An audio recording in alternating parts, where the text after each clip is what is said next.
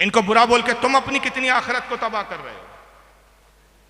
सैयदना अबू बकर सिद्दीक पे जो सबसे पहला इल्जाम इन्होंने लगाया, भाई अबू बकर से क्यों नफरत है?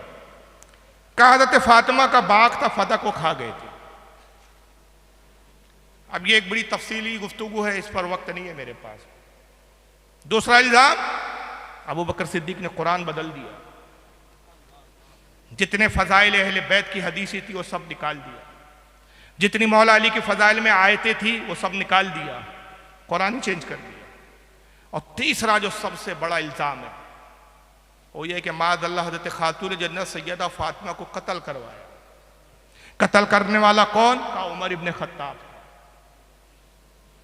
ये किससे गढ़े गए? इस्लाम को डैमेज करने के लिए, इस्लाम को कमजोर करने के लिए। बल्कि माज़अल्लाह यहां तक लिखा गया, जिस फिरके का ये बातिल अकीदा हो वो फिरका कैसे हक पर हो सकता है?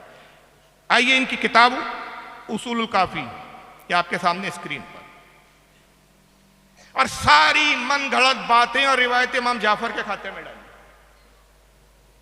जबकि ये सब झूठी रिवायतें, इसका सर है ना पैर। उसूलुल काफी जिल्द नंबर 2 सफ़ा 700 हदीस नंबर 4। आइए इमाम जाफर के खाते में रिवायत डाल के क्या कहा जाता है। कहते इन्नन नास तरतद्दू बाद रसूलुल्लाह सल्लल्लाहु अलैहि वसल्लम इल्ला नफरन यसीरा। कहते कि हुजूर का बस जैसे विसाल हुआ, हुजूर के विसाल के बाद सिर्फ चंद सहाबा थे जो ईमान पर रहे, बाकी सब के सब काफिर और मुर्तद हो गए। नऊज़ुबिल्लाह मिन ज़ालिक शियाओं का ये सबसे पहला और बुनियादी अकीदा है कि हुजूर के विसाल के बाद जितने सहाबा थे सब काफिर हो गए। तो कितने लोग काफिर हुए भाई? अब उनके नाम निकाल लेना तो बड़ा मुश्किल है। मैं एक मोटी सी बात बता दूं कि उलमा ने लिखा कि जिस वक्त सरकार का मदीने में विसाल हुआ, कुल मदीने की आबादी 2.5 लाख थी। कितनी आबादी थी? 2.5 लाख। हज्जतुल वदा के मौके पर जो हुजूर ने आखिरी खुतबा दिया, हुजूर ने हज फरमाया पहला और जिंदगी का आखिरी, एक ही हज किया आका ने पूरी जिंदगी। उस हज में जो कुल सहाबा इकराम आपके साथ शरीक थे, 1,24,000 सहाबा शरीक। मदीने की कुल आबादी उस वक्त 2.5 लाख मदीना और उसके इतराफ में। शियाओं की मुअत्तबर किताब ये अकीदा बता रही है, और इस पर शियाओं का अकीदा है कि कहते हैं सिर्फ 10 सहाबा थे जो ईमान पर रहे। नाम भी लिखे इन्होंने, सिर्फ 10 सहाबा ईमान पर रहे, जिसमें एक हजरत सलमान फारसी, हजरत मिकदाद, हजरत अम्मार यासिर, हजरत अबू ज़र गिफ़ारी, हजरत जाबिर बिन अब्दुल्ला, हजरत अब्दुल्ला इब्न अब्बास, हजरत बिलाल इब्न हारिस, हजरत हुज़ैफ़ा इब्न यमान, हुजैर इब्न अदी,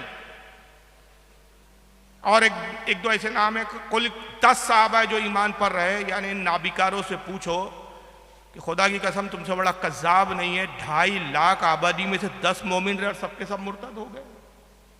और ये उस नबी का तुम मजाक उड़ा रहे हो, उस इस्लाम का मजाक उड़ा रहे हो कि हज़रत नूह अलैहिस्सलाम के मानने वाले कम से कम 87 रहे, हज़रत ईसा के मानने वाले कई 100 रहे, हज़रत मूसा अलैहिस्सलाम के मानने वाले हज़ारों की तादाद में रहे। जो तमाम नबियों में सबसे अफजल तरीन नबी था, जो तमाम नबियों का सरदार बनकर आया, उसकी तालीम और तबलीग इतनी बेअसर कि इधर इंतकाल हुआ और सबके सब इस्लाम से फिर गए।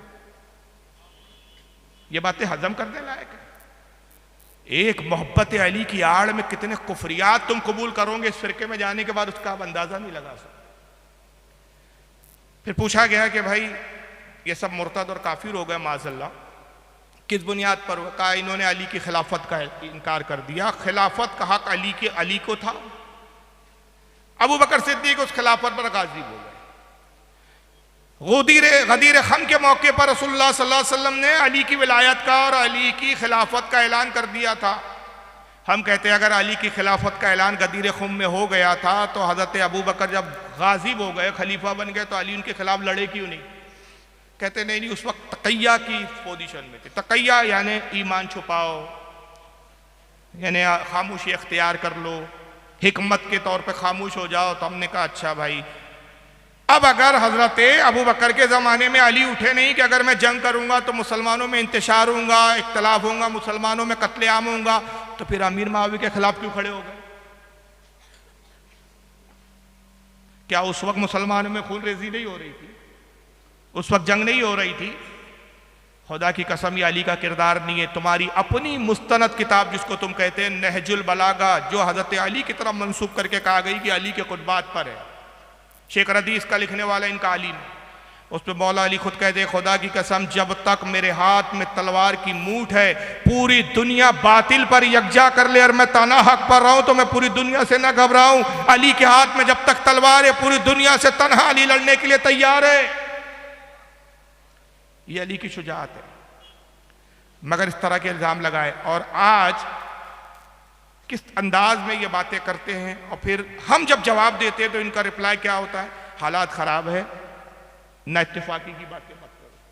हालांकि ना इत्तेफाकी की बातें ये करते। आइए जरा सुनिए, एक चैनल है ये सुन्नी टॉक, यूके का चैनल है। इस पर 21 मुहर्रमुल हराम को मौला अली की पैदाइश का, विलादत का मौका था, उस पर प्रोग्राम हो रहा था। एक बदबख्त ने फोन किया, शिया राब्दी ने, और देखिए ये कितने बड़े मुनाफिक है। अगर ये अपना ओरिजिनल नाम बताता तो शायद इसका नाम कुछ ऐसा होता कि ये जितने सुन्नी उलमा बैठे नाम से पहचान जाते राब्दी है। तो इसने अपना नाम उमर बताया। यहां भी वो तकैया कर रहा है, मुनाफिकत।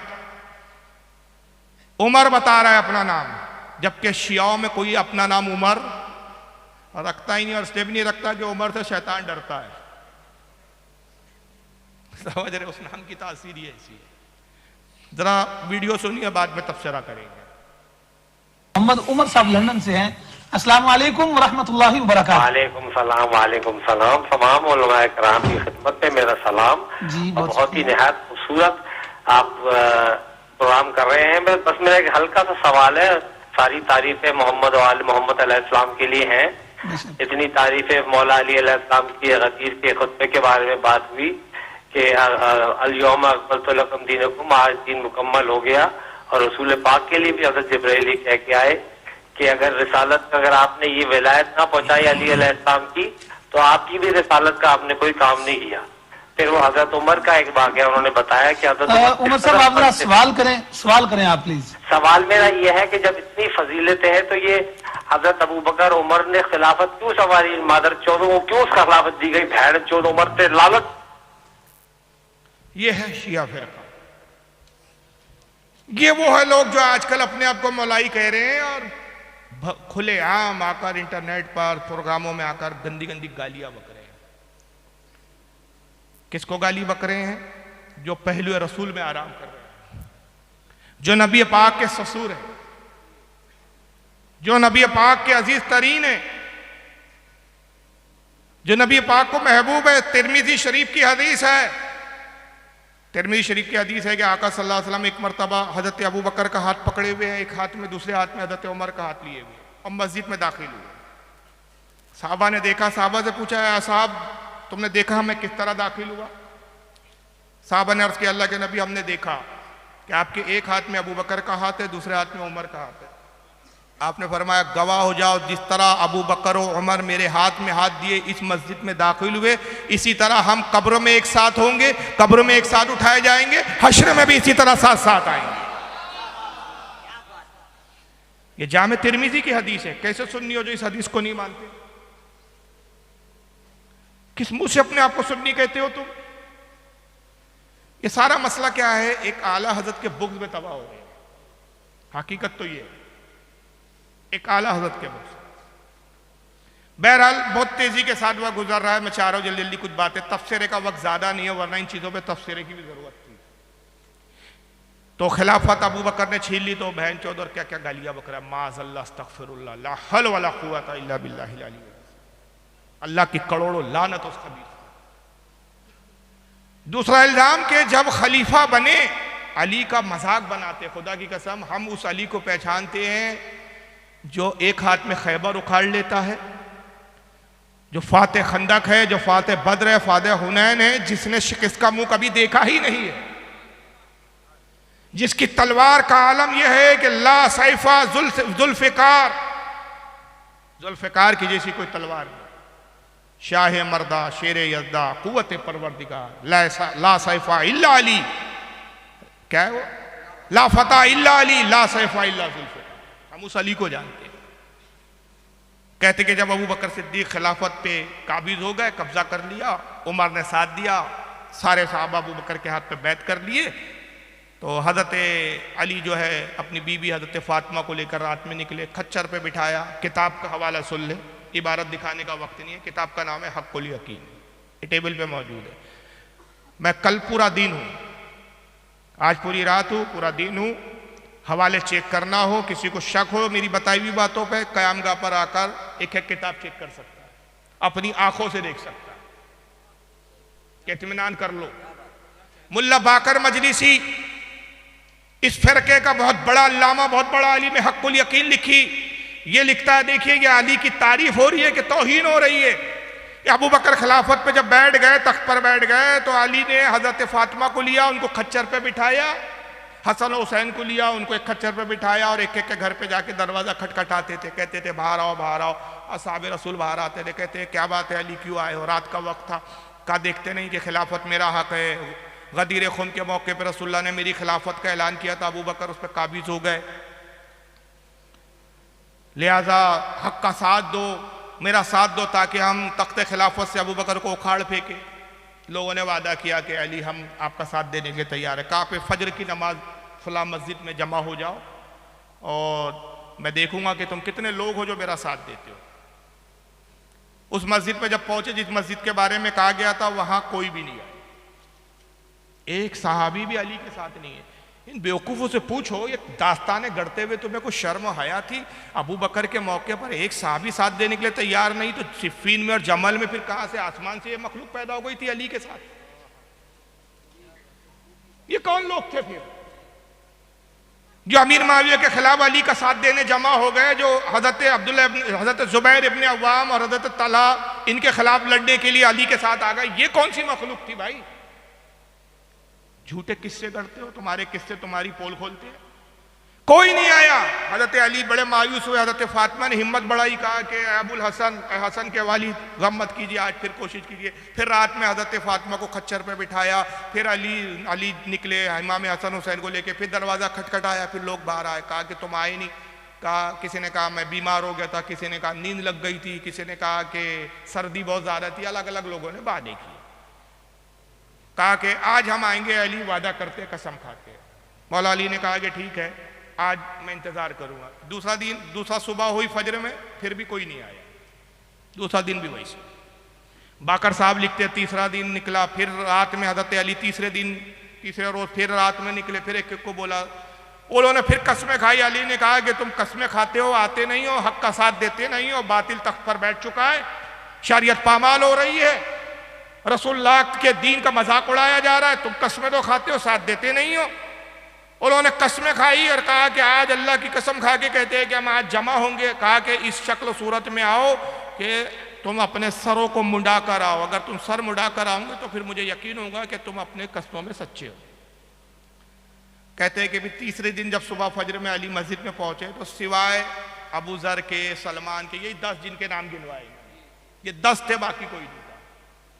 और फिर 2-4 इनमें 10 के अलावा आए तो वो सर भी मुड़ा कर नहीं आए थे, वैसे ही आ गए। आपने कहा कि तुम आ गए हो, 10 तो ये मेरे जानिसार है जो किसी हाल में मेरा साथ छोड़ते नहीं है, तुम 3-4 एक्स्ट्रा आए हो, मजीद आए हो, दिगर हो तुम, लेकिन तुमने सर नहीं मुंडाया। उन्होंने कहा अली वक्त नहीं मिला। कहा कि मैं इस कौम से बेजार हो गया हूं, जो कौम अपने इमाम के कहने पे सर मुंडवा नहीं सकती, वो सर क्या कटाए।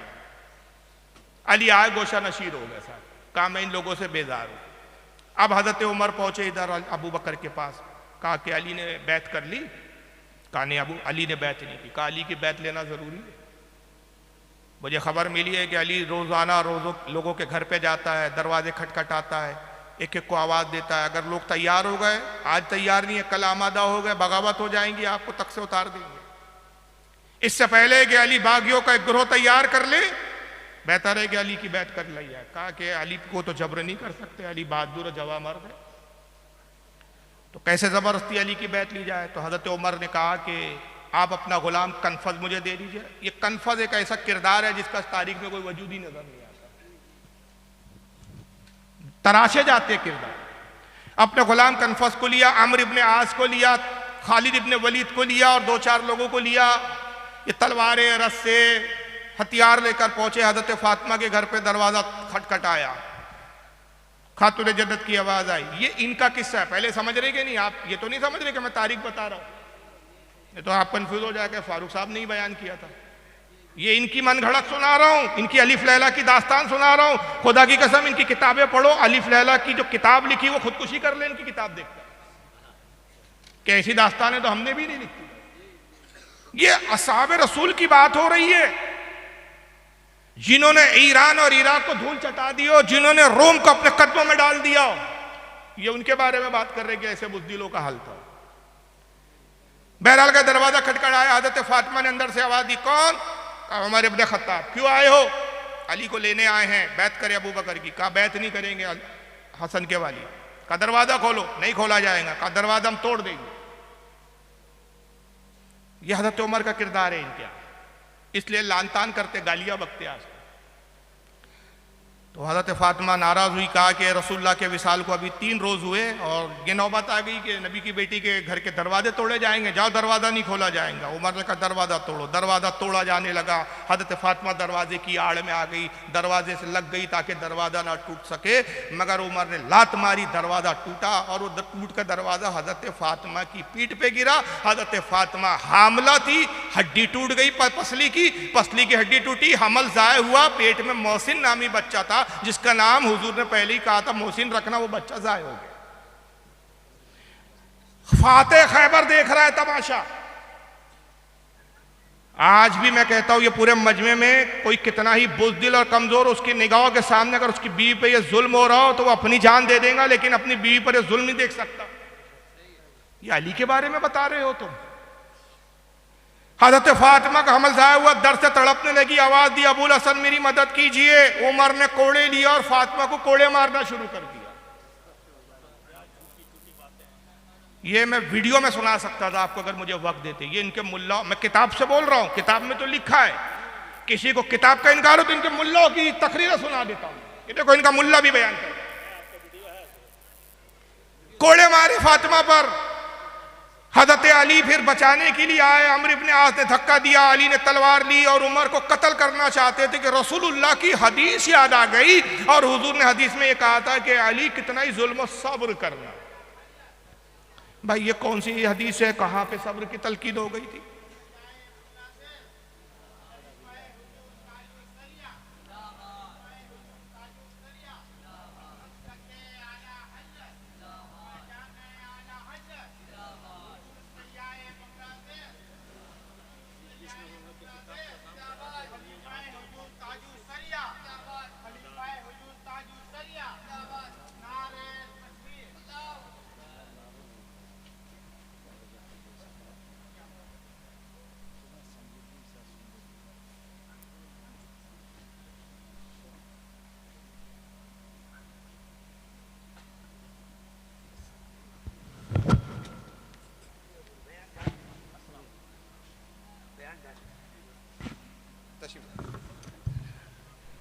दरूद शरीफ पढ़े। अल्लाहुम्मा सल्ली अला सय्यदना मौलाना मुहम्मदिन अदद मा फी इल्मिल्लाहि सलातन दाइमतन बिदवामिन मुल्किल्लाहि सल्लल्लाहु तआला अलैहि वसल्लम।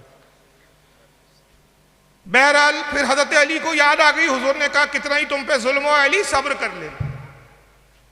मुझे बताओ रसूलुल्लाह ये तलकीन करेंगे कि खातून जन्नत पे जुल्म हो, बच्चे जाए हो जाए, हड्डियां टूट जाए, मगर अली सब्र करना? ड्रामेबाजी नहीं दिखती। फिर उसके बाद हजरत उमर ने हुक्म दिया घर को जला दो। घर में आग लग गई। कनफद नामी जो गुलाम था उसने रस्सी का फंदा लिया और अली के गले में डाला, गले में फंदा लिया, अली को खींचते ले जाने लगा। और उसके बाद साहब ये खालिद इब्न वलीद जो थे, खालिद इब्न वलीद कौन? जो सैफुल्लाह का खिताब जिसको रसूलुल्लाह ने दिया था। खालिद इब्न वलीद ने फातिमा को लाते मारना शुरू कर दी। फातिमा तड़पने लगी, अली को खींचते ले गए। अली कनफत जैसे नामालूम गुलाम के काबू में आने वाली जात है। क्या मजाक है यार।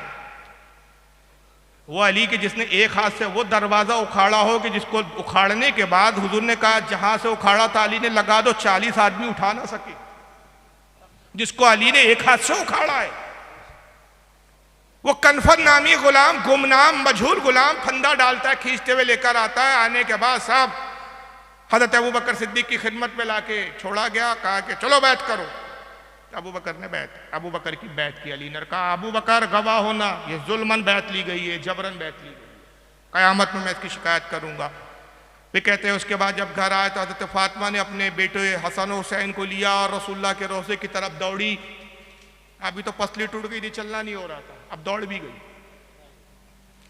दौड़ी, अली ने कहा बिनते रसूल क्या इरादा है? कहा रसूलुल्लाह से उम्मत की शिकायत करूंगी। आपने कहा सलमान रोको खातून जन्नत को, अगर ये रसूल की रोजे पे जाएंगी माज़अल्लाह। ये मुल्ला बाकर मजलिस के अल्फाज है, अल्फाज। मैंने स्कैन भी दिखाया, इस साल की मुहर्रम की तकरीर हमारे नागपुर में थी, मैंने ये बयान किया, इसमें स्कैन भी दिखाया, उस तकरीर में देखिएगा नेट पर जाके। नौज़ुबिल्लाह इसके अल्फाज है कि अली कहते हैं फातिमा को रोको वरना ये अपने कपड़े फाड़ेंगी, गिरेबान चाक करेंगी। अभी ये तुम्हारा मजहब है, हमारा मजहब तो है कि मौला अली कहते हैं कि रुए जमीन पर मैंने फातिमा बिनते रसूलुल्लाह से बेहतरीन औरत नहीं देखा कि आसमान ने भी फातिमा के बाल को कभी नहीं देखा। ये हमारे यहाँ का मजहब है, ये तुम्हारा मजहब है। इस पर नाजा हो, इस पर मोहब्बत अहले बैत के दावे करते हो, इस पर मौलाई कहलाते हो, तो ये मौलाई हो तो अरे आओ बैठो बाजू से बाजू लिखा के, खुदा की कसम आधे घंटे में साबित ना कर दूं तो तकरीर करना छोड़ दूंगा और मेरे नाम का कुत्ता पाल लेना कि मौलाई कहलाने वाले से बड़ा इस वक्त रुए जमीन पर अहले बैत का कोई गुस्ताख नहीं, जो अकीदे तुमने बना रखे। बहरहाल हजरत सलमान दौड़े, फिर अली आए, फातिमा को रोका। अब ड्रामा आज तक हो रहा है, वो एक तारीख भी तलाश ली गई, जबकि हमारे अहले सुन्नत की मोतबर किताबें कहती है बुखारी जैसी किताब, सही बुखारी, रावी इसकी राविया हजरत आयशा उम्मुल मोमिन आयशा सिद्दीका, वो फरमाती है सरकार का विसाल हो रहा है, हजरत फातिमा इयादत के लिए आए। हुजूर ने फातिमा को करीब बुलाया और कान में सरगोशी की, फातिमा रोने लगी।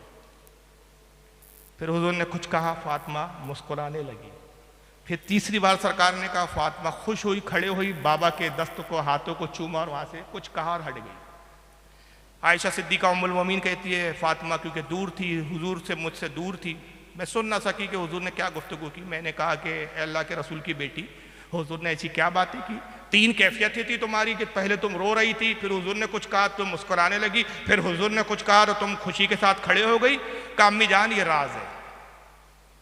और हुजूर ने मुझसे कहा कि जब तक मैं बाज़ाहिर हयात हूँ इस राज को राज रखना। हाँ, मेरे विसाल के बाद इस राज को जाहिर कर सकती हो। हज़रत आयशा कहती है, सही बुखारी की हदीस है, सही बुखारी की, मुस्लिम में भी हदीस है। हज़रत आयशा कहती है उम्मुल मोमिन रसूलुल्लाह का विसाल हो गया, विसाल के कुछ अरसे के बाद मैंने नबी की बेटी फातिमा को अपने करीब किया और कहा बेटी वो राज क्या था अब तो बता दो, हुजूर तो अब इस दुनिया